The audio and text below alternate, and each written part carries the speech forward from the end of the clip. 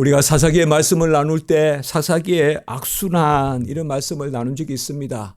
계속 반복되는 악순환이 뭔가 하면 이스라엘 백성이 패역하면 하나님이 적을 붙이시고 그래서 적들이 미디안이든 모압이든 또 블레셋이든 적들이 이렇게 쳐들어오면 그때 이스라엘 백성이 다시 부르짖으면 하나님이 그 부르짖음이 마지못한 부르짖음이라도 또 하나님이 들어주셔서 사사를 세우고 그들을 물리치고 또 그래서 화평을 누리게 하고 이런 악순환이 계속되는 그런 것을 우리가 사사기를 통하여 보았었습니다.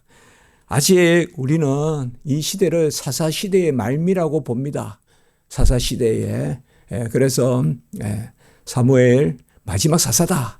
또 그렇게 우리가 엘리의 제사장 때 이 시대 때 그러한 우리가 모습을 봅니다. 그래서 이스라엘 백성의 타락과 전쟁의 이야기가 오늘 또 한 번 나오는 것을 볼 수가 있습니다. 이번에는 특별히 주목되는 것이 제사장 가문의 타락. 지지난주 계속 그 말씀이 우리에게 새겨졌습니다. 제사장 가문이 타락하고 또 시대는 여호와의 말씀이 희귀하고 이상이 흔히 보이지 않는 시대다. 이렇게 말씀했습니다. 무엇보다도 하나님은 모든 것을 살펴보시되 그래도 제사장은 백성을 대신해서 혹은 대표해서 기도하고 제사 드리는 그러한 일입니다. 그 귀한 일인데 제사장이 타락하면 어떻게 백성들이 제사를 드릴 수 있을 것이며 그리고 감사, 화목, 서원, 속죄 이러한 일들이 어떻게 제물을 통하여서 온전해지고 번제, 소제, 하제, 거제, 요제 이러한 제사들이 어떻게 또 절기가 어떻게 지켜지겠습니까? 이 모든 것들이 제사장이 온전하지 않다면 그게 과연 하나님 앞에 영광이 되겠습니까? 그러한 시대의 패역함이 있었습니다. 그 가운데서 우리는 사무엘이라는 하늘인 아이가 에봇을 입고 또 하나님의 음성을 듣고 섬기더라. 또 그런 모습을 또 함께 지난주에 이게 두 개 같이 나오는 것을 그래서 한쪽에 패역함에 어둠이 짙지만 또 한쪽에는 새로운 여명이 떠오르는 그러한 시대의 전환기 그것이 바로 지금 우리가 대하고 있는 이 시대입니다. 오늘은 블레셋이 침공했다. 우리가 블레셋이라면 다섯 나라 이렇게 지중해 해안입니다.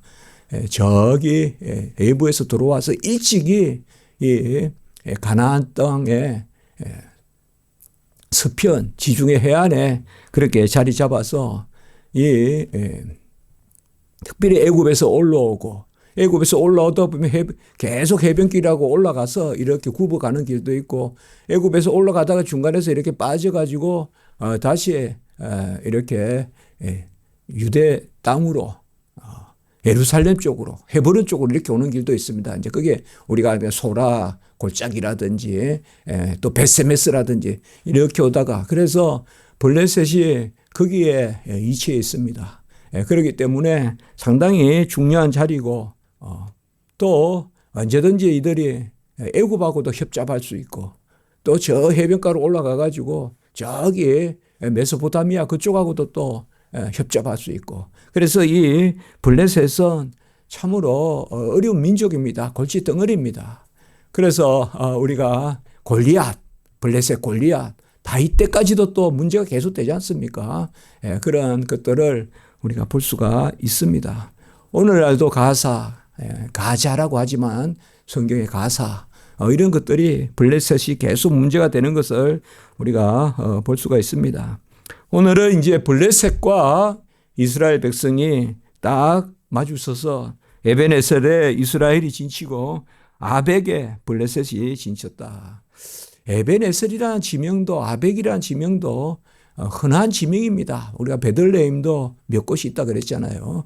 그렇기 때문에 이 당시의 지명이 그저 에베네셀이라면 앞으로 이제 그 바위를 여기까지 해서 여호와께서 여기까지 과연 여기까지 우리를 도우셨다 하는 그 에베네셀과 오늘 여기 에베네셀이 같은가? 이런 것은 더 깊이 생각해 볼 문제입니다. 그리고 아벡이라는 말도 진영이다, 기지다 이런 뜻입니다. 전쟁을 하는. 그리고 견고하다 이런 뜻입니다. 그렇기 때문에 아벡도 또 여러 곳이 있긴 합니다. 그러나 어쨌든 에베네셀과 아벡 이쪽이 사실 전투가 많이 일어나는 지역입니다. 가장 전투가 많이 일어나고 하는 그런 지역입니다. 군대가 맞서 싸우다가 일단 1차로 2절에 보면 4,000명이 죽임을 당했습니다. 그래서 이스라엘 백성이 패한 것입니다. 사실 이스라엘 백성이 전쟁에서 패한 적이 많지 않습니다. 패한 적이 많지 않거든요. 그래서 아이성에서 처음 패해봤고 그래도 또 하나님이 계속 이기게 하시거든요. 그런데 사사시대 때는 물론 처음에 적군이 쳐들어오면 오래 그런 압제를 당하지만 전쟁을 변변하게 해서 압제당하는 게 아니라 그냥 쳐들어오면 도망치고 뭐 이렇게 했단 말이에요. 근데 여기는 오늘은 보면 딱 진영을 갖췄다. 3절에 보면 백성이 진영으로 갖춰서 진영을 갖추고 2절 3절에 그런데 정식으로 전쟁을 한 겁니다. 또 뒤에 보면 베냐민 지파 사람이 소식을 전하는 것 이런 거 보면 여러 지파가 모여서 전쟁을 한 거거든요. 지금 전쟁을 한 건데 오늘 일단 4,000명이 죽임을 당했습니다. 이거는 이제 큰 그러한 소식이죠. 그렇지 않겠습니까? 요새도 전쟁을 해서 누가 죽는다 이러면 뭐 나라의 전쟁이라는 것이 어떻겠습니까? 전 국민이 비상사태거든요. 그래서 이제 장로들이 모여서 3절에 보면 어떤 의견을 내는가 하면 실로에서 여호와의 궤를 가져오자. 여호와의 궤를 가져오자. 이렇게 이야기합니다. 그래서 여호와의 궤가 있어서 우리 가운데 있으면 하나님이 우리를 원수들의 손에서 구원할 것이다. 이게 또 구원이란 단어 나옵니다만 사사기에도 구원이란 단어가 나와요. 구원이란 단어는 우리가 오늘날 믿어서 예수 믿어서 구원 얻는 그런 구원의 단어와 같은 단어입니다. 그러나 구약시대 때 이 구원이란 단어는 좀 더 넓게 그야말로 적들에게서 구출해내는 그런 때 또는 쓰는 단어입니다. 그래서 원수들의 손에서 우리를 구원하게 하자 이렇게 3절에 말하고 있습니다. 그래서 실로에 가서 그룹 사이에 계신 그룹이라는 것이 바로 우리가 성막의 그런 지성소 개념에서 시온자 개념에서 우리가 그때 이제 아직 성전이 세워지진 않았지만 어떤 그런 그룹 천사 그런 천사 사이에서의 여호와의 언약궤를 가져옵니다. 언약궤는 뭐겠습니까? 바로 하나님이 모세에게 말씀을 주실 때 그 두 돌판을 넣은 궤입니다. 상자입니다. 그게 언약궤입니다.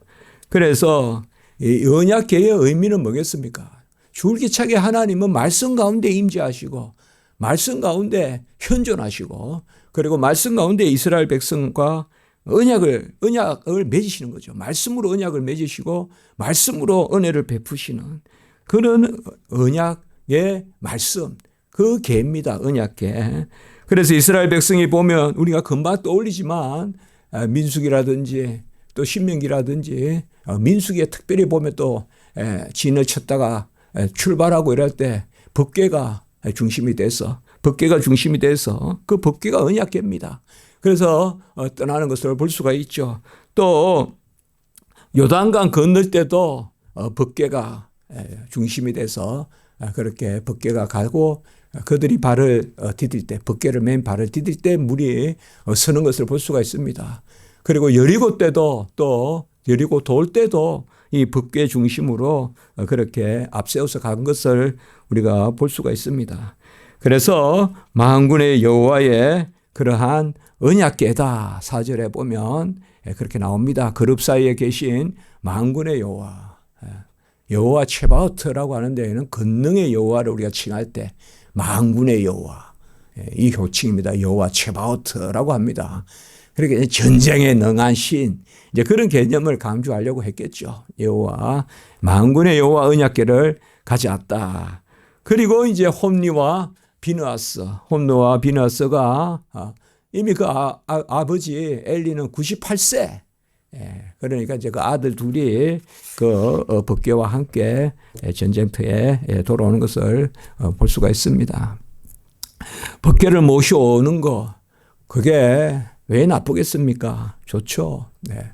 그러나 우리가 금방 하나 떠올릴 수가 있죠. 압살롬의 반란일 때 다윗에게도 법궤 가져오자. 그랬더니 다윗은 그래 하지 말자. 하나님의 뜻이면 이기게 할 것이요. 다윗은 그런 신앙을 보입니다. 법궤가 귀하죠. 하나님이 명령해서 법궤 중심으로 움직이는 거 좋아요. 그러나 급하면 그냥 생각나는 대로 뭐가 나서야 된다. 뭐가 나서야 된다. 목사 중심에서라.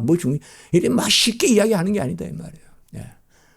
법궤는 하나님의 뜻 가운데서 움직이는 것이고, 법궤를 모셨으면 오늘 보면 제사를 드리든지 기도를 하든지 이런 모습이 없어요.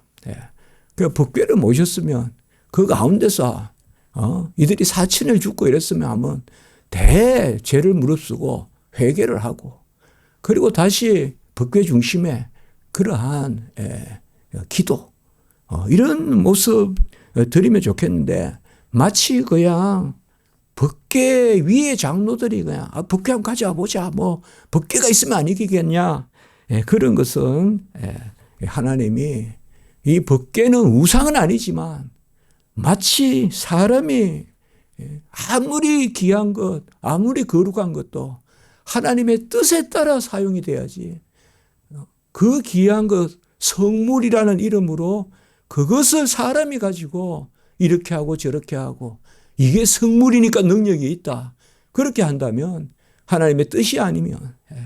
그래서 주님도 뭐예요? 성전이라도 무너뜨리리라. 46년 된 성전이라도 내 몸이 성전이다. 사흘 만에 부활한다.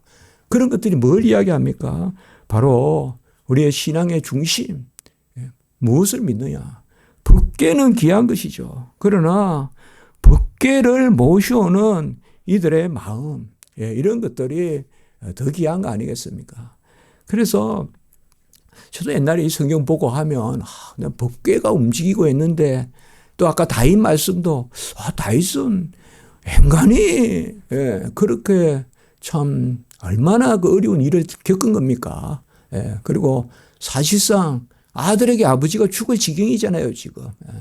죽임을 당할 지경으로 쫓겨가는 그런 입장에서 법궤를 가져오라 할 만도 한데, 그런데 참 보면 누가 그걸 반대하겠어요?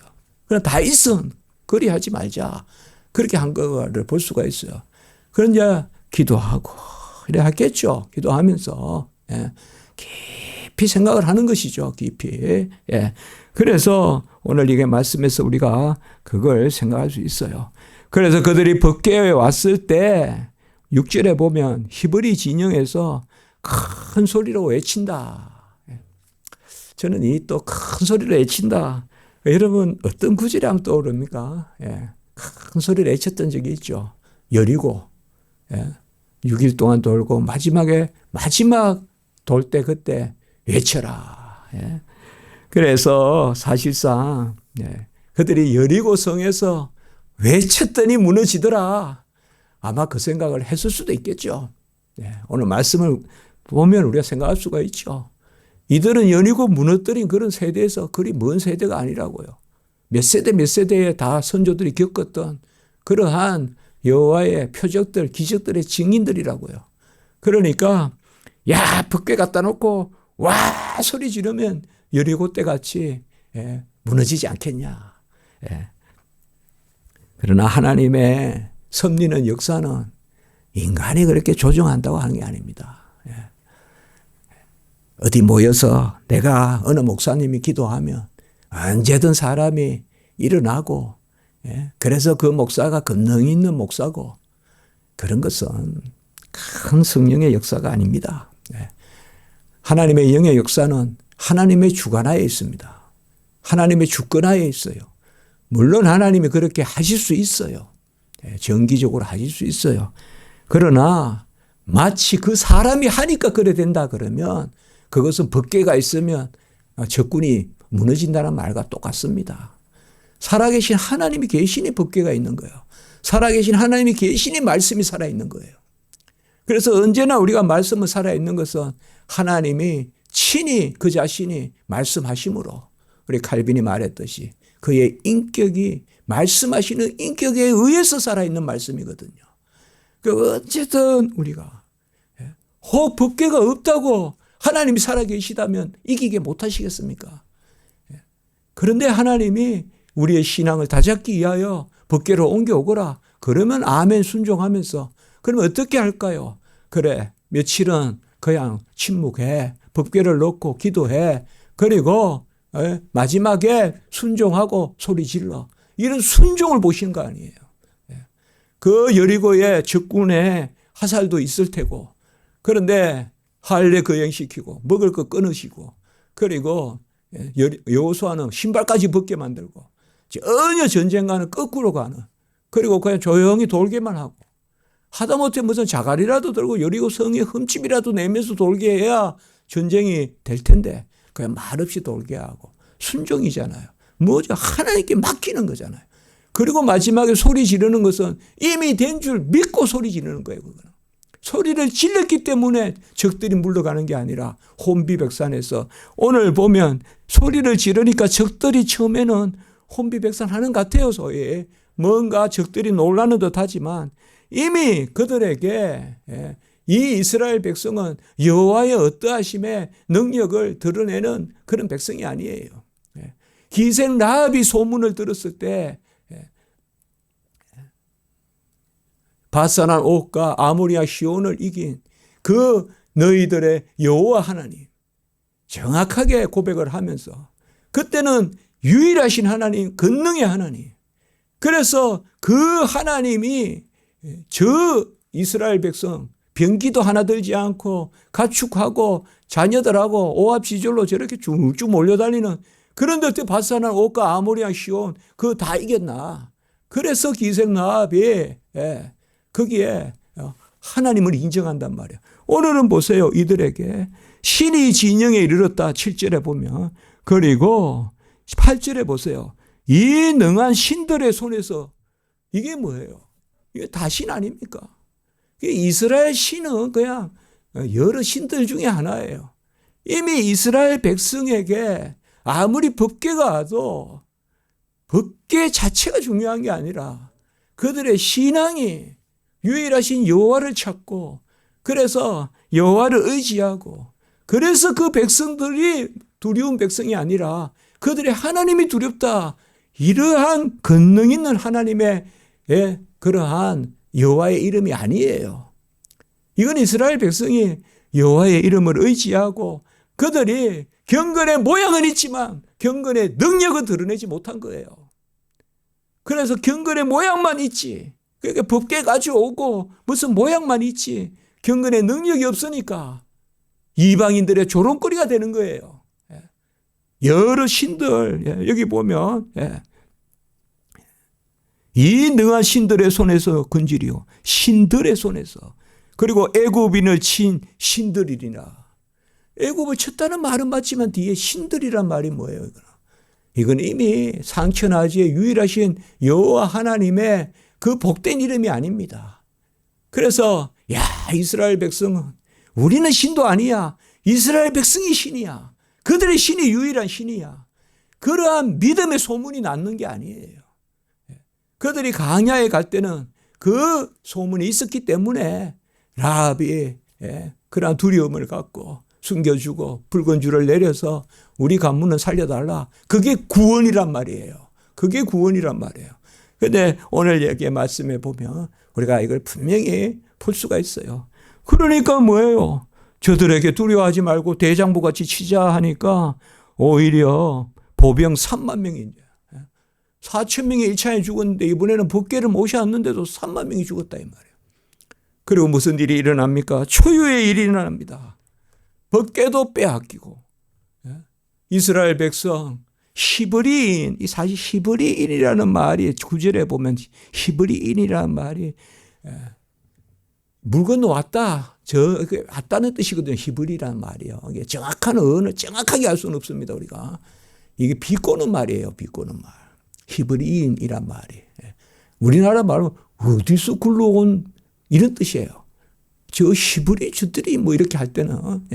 그러니까 여기에 사실 없인 여기는 그런 말이에요. 히브리 사람들이. 그러니까 이게 초유의 일이 일어난 거예요. 하나님의 법궤를 빼앗기고 제사장은 죽임을 당하고 하나님의 성민은 거룩한 백성은 3만이나 죽임을 당하고 이런 사상 초유의 일이 일어난 거예요. 이게 이 가운데 이제 오늘 후반부의 말씀에 보면 바로 엘리에 대한 이야기 그리고 그 이가봇 이스라엘의 영광이 떠났다. 홈리아 비느하스인데 그런 비느하스의 그러한 아내가 이제 사산이라고 하죠. 죽어요. 아내는 죽고 거의 아들을 낳는데 이 아들을 이가봇이라 하라. 이 전체적으로 아주 너무 그러한 어두운 그런 겁니다. 저는 이 말씀을 보면 예수님 오실 시대에도 아주 흑암이 짙거든요. 모든 게 흑암이 짙은 오늘 말씀에 보면 모든 게 부정적이에요. 모든 게 그래서 당일에 어떤 베냐민 사람이 그 진영에서 달려나와 가지고 한마디로 달려나왔단 말은 도망쳐 나온 거죠. 전쟁하다가. 그래서 머리에 티끌을 뒤집어서 이제 실로에 왔다 이 말 소식을 전하러. 그때 엘리가 자기 의자 옆에 앉아 있다가 그의 마음이 이미 떨리고 있었다 말씀해 보면 그러니까 법궤를 빼앗겼다는 소식은 들은 거예요. 법궤를 빼앗겼다 이제 이런 소식은 듣고 그래서 불안해하고 있는데 성전 이제 거기에 실로에 웅성웅성거리는 소리가 났단 말이에요. 그러니까 누가 봐도 행색이 전쟁하다가 도망쳐 나온 사람 행색인데 이제 슬쩍 들었겠죠. 다 죽었어요. 다 죽었어요. 그랬겠죠. 그러면서 이제 오늘 엘리에게 소식을 전합니다. 17절의 말씀에 보면 이스라엘이 블레셋 사람들 앞에서 도망하였고 백성 중에는 큰 사륙이 있었고 홈리 비느하스는 죽임을 당하였고 하나님의 계는 빼앗겼나이다. 이 한 절에 전체적으로 전부 부정적인 이야기만 다 들어있어요. 이게 이제 아까 흑암이 짙다. 절망 상태다 이 말이에요. 이방 민족 앞에서 하나님의 백성이 도망치고 큰 사륙 4천 3만 이렇게 큰 사륙을 두 번이나 당하고 연패한 적은 잘 없잖아요. 이스라엘 백성이요. 아이성에서 한 번 패했지 두 번째는 이겼잖아요. 그러니까 완전히 연패했잖아요. 연패. 아이성 생각했을 수도 있어요. 우리가 한 번 4천 명 죽었으니까 이제 우리가 정신 차려서 법궤 모셔가지고 하면 안 이기겠나. 옛날같이. 근데 하나님 연패시켜버리잖아요. 4천 명 죽고 3만 명 죽고. 그리고 홈리아 아무리 못났더라도 제사장 그 가문에 홈리아의 두 아들이 하루아침에 죽고.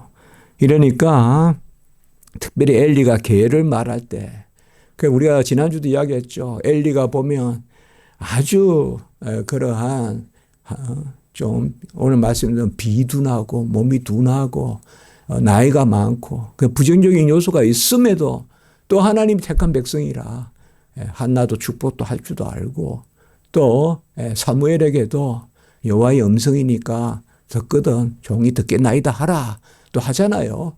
그런 거 보면 사실 하나님이 비둔한 자를 세워도 하나님이 쓸 건 쓴다. 지난주에 말씀을 드렸어요.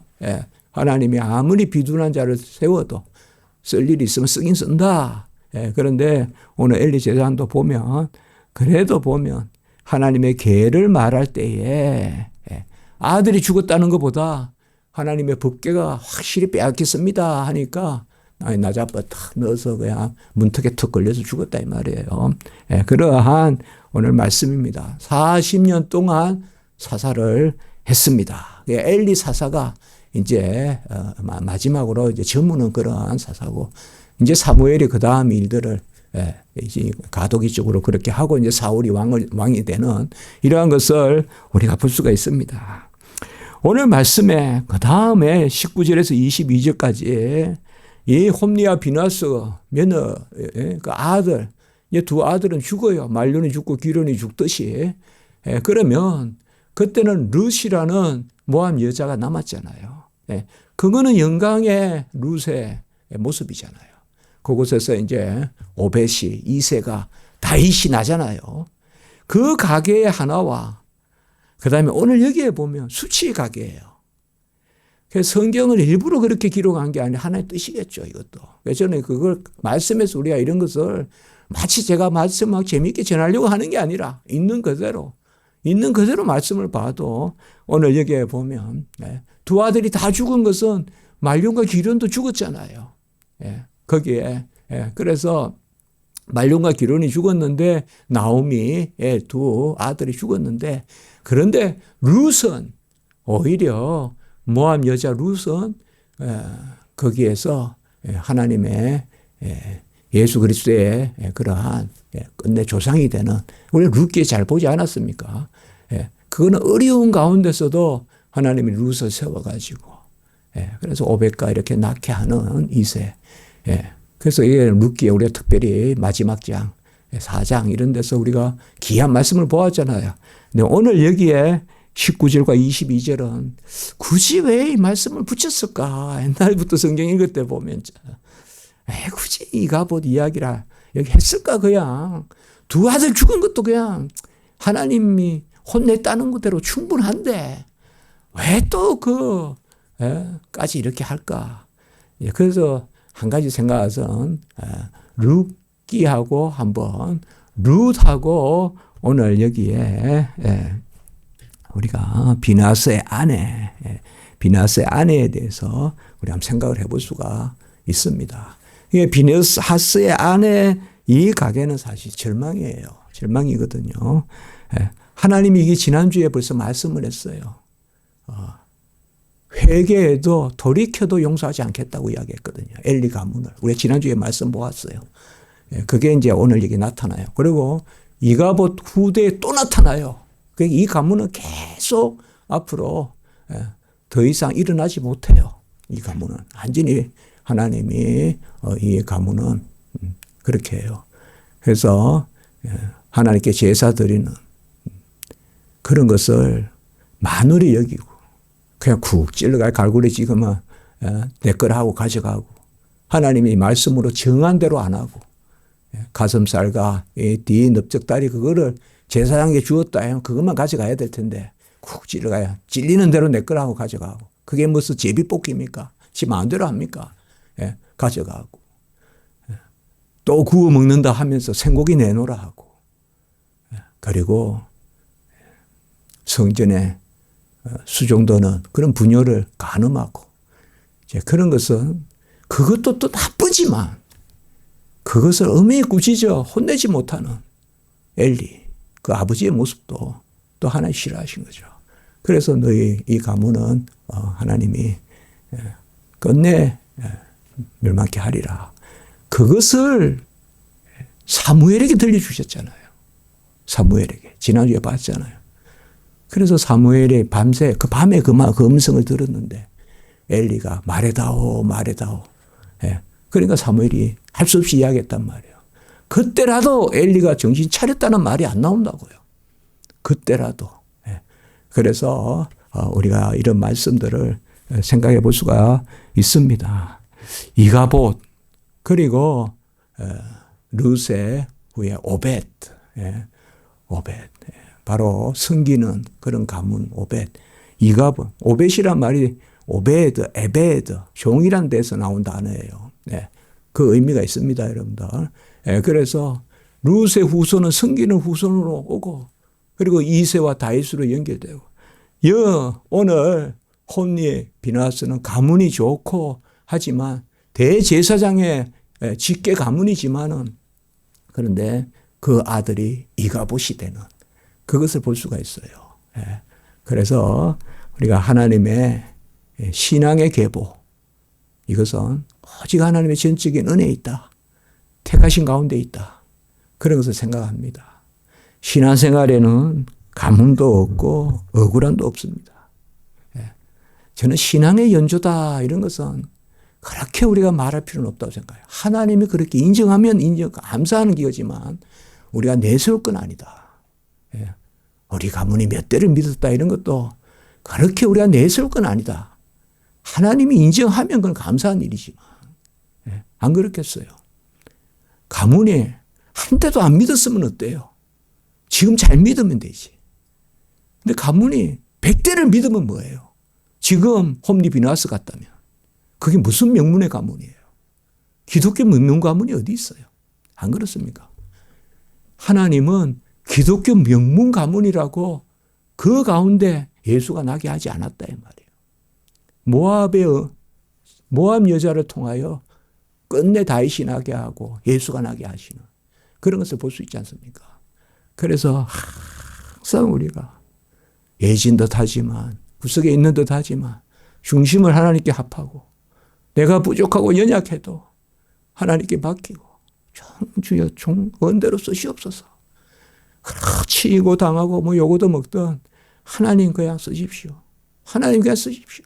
하나님 소용대로 제가 이제 했잖아요. 같이 합니다. 주님의 때에 주님의 소용대로 주가 쓰시겠다 하라. 계속 우리 그 말씀 봤잖아요. 저는 아직 어린 낙이 새끼예요 하지도 말고 어린 낙이 새끼라도 쓰려거든. 여기 있습니다. 저 어린 낙이 새끼인데 쓰려면 쓰세요. 이런 마음으로 말해요. 저는 아직 준비 안 됐습니다 하지 말고 어린 낙이 새끼라도 타고 들어오시고 그리고 무화과 제철도 아닌데 무화과 앞에서 시장하시면 나는 아직 설익은 열매입니다 하지 말고 설익은 열매라도 쓰려면 쓰세요. 그래서 여호와의 때에 주께서 쓰시겠다 하라. 주께서 쓰시겠다 하라. 그러니까 신앙에는 연조도 없고 히스토리도 없고 어떤 공로도 없고요. 하나님의 전적인 은혜만 있습니다. 하나님의 전적인 은혜만 있어요. 그 은혜 가운데 결과적으로 우리 가문이 우리 후손들이 잘 믿으면 심중에 감사할 뿐 그걸 마치 공로같이 할 필요가 있냐. 이 엘리 가문은 훌륭한 대제사장의 명문 가문이에요. 그리고 아주 처음부터 못났다고 볼 수도 없어요. 40년간 사살을 시켰어요. 하나님이 크게 붙드신 거예요. 40년간 사살을 했단 말이에요. 그런데 그 가운데 어찌 홈리와 비느하스 같은 아들이 날 줄 알았겠냐 이 말이에요. 나중에 여러분 사무엘 아들도 변변치 않습니다. 사무엘 아들도 변변치 않아요. 다윗 아들도 변변치 않아요. 솔로몬 아들도 변변치 않아요. 르호보암. 이렇게 봤을 때 하나님은 가장 하나님의 성호만 찬양하고 주여 쓰시옵소서. 당대에 쓰시옵소서. 그리고 원컨대 우리 가문의 신앙에 그러한 빛이 더하게 하소서. 그런 것을 우리가 볼 수 있어요. 이가 보시라는 영광이 떠났다. 이 이름을 조산에서 이게 뭐예요 지금. 깜짝 놀래가지고 그렇지 않습니까? 남편도 죽고 또 시아버지도 죽고 태중에 악인이 있는데 말이에요. 깜짝 놀래가지고 아이가 조산했단 말이에요. 저는 그거 잘 모릅니다만 여자의 몸에 대해서 모르지만 조산하고 그 어미는 죽고 그렇죠. 엘리의 며느리는 죽고 그리고 아이는 이가봇이다. 이렇게 한 것을 볼 수가 있습니다. 22절에 하나님의 계획을 빼앗겼으므로 영광이 이스라엘에서 떠났다. 그러면 하나님이 이제 이렇게 오늘 4장에서 그냥 끝이 보시느냐? 아닙니다. 5장에서부터 하나님이 다시 친히 소망의 하나님으로 이 언약 깨부터 회복시키면서 그러면서 사무엘을 성장시키고 그리고 새로운 시대로 나아가는 그것을 볼 수가 있습니다. 이가봇이 있지만 끝내 여호와의 열심히 이겨서 끝내 이스라엘의 영광을 회복하는, 예루살렘에서 영광이 떠났다가 아니라 이스라엘에서 영광이 떠났다 이가보, 그게 아니라 만군의 여호와의 열심히 이를 이루시리라. 언제든 우리가 마치 이제 나는 안 된다 그럴 당시에도 하나님께서 다시 우리를 일으켜 세우는, 그것이 이 사무엘서의 아주 그냥 귀한 말씀 아닌가, 이렇게 우리 한번 상고해 봅니다. 기도드리겠습니다. 거룩하고 자비로우신 하나님 아버지, 주께서 쓰시겠다 하라. 주의 때에 소용대로 저희들 사용해 주시고, 심히 부족하고 연약하지만 저희들 마음의 소원은 주께 사용되는 것 있습니다. 이 시대, 이 땅의 삶을 살 때 주가 쓰시겠다 할 때 그 앞에 설익은 가일이라도, 덜 자란 아버지여 새끼 낙이라도 저희들 되게 하셔서 하나님 저희 등을 타시고, 하나님 저를 통하여 목을 죽이시고, 그러한 저희들 용도가 사용될 수 있도록 하나님 도와주시옵소서. 예수님 힘드실 때 구레네 시몬이 예수님 십자가 지듯이 하게 하시고, 예수님 힘드실 때 아버지여 그 하나님 목마르다 하실 때 쓴 그러한 신 포도주라도 드릴 수 있는 그러한 저희들 될 수 있도록 하나님 인도해 주시옵소서. 오늘 말씀 귀하게 봤습니다. 우리에게 영광이 되시옵소서. 우리 교회 영광 되시고 한국교회 영광 되시옵소서. 우리 교회 성도님들 가문에 영광 되어 주시옵소서. 주 예수 그리스도의 이름으로 감사하며 기도드리옵나이다. 아멘.